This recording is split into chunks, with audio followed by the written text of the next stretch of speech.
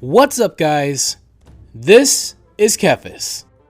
Welcome to Class Course, where we take a brief look at a specific class in World of Warcraft and break down the essentials of their core rotation. This isn't a comprehensive guide, it's designed to get you up and running. So, to keep things short and simple, we're just going to focus on the rotation for now.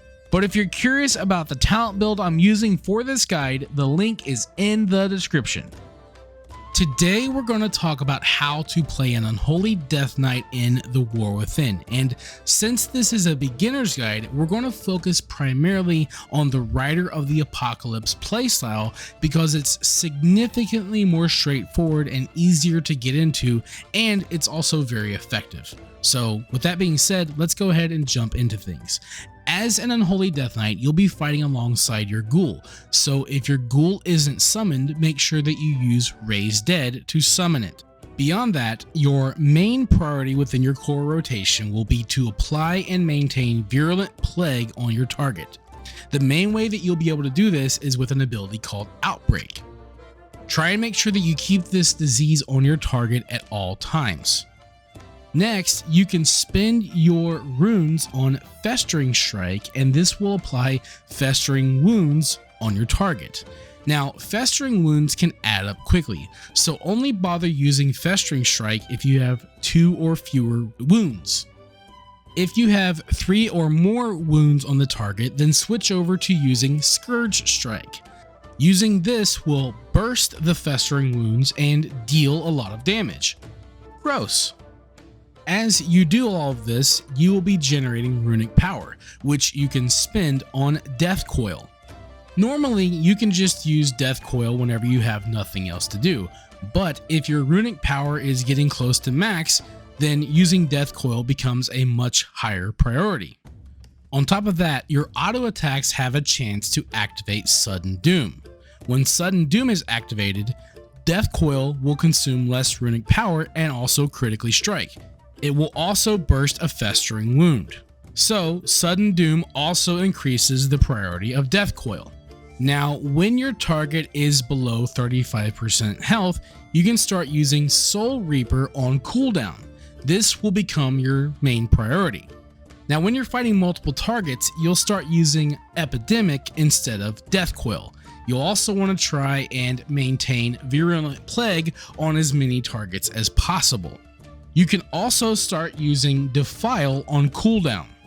This will deal AoE damage, and if you're standing in it, you'll be able to use Scourge Strike on multiple targets.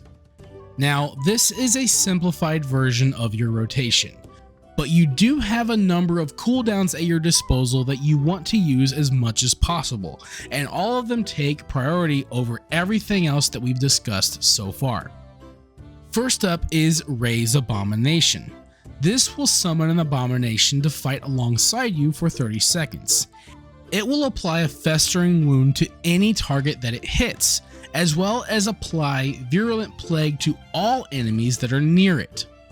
Next up is Dark Transformation, which will temporarily transform your ghoul into a much more powerful monster.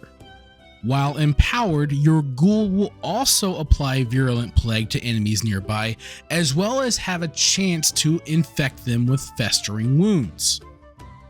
Next up is Unholy Assault, which will deal a lot of damage and apply 4 Festering Wounds to the target. It'll also cause you to deal 20% increased damage for a short duration.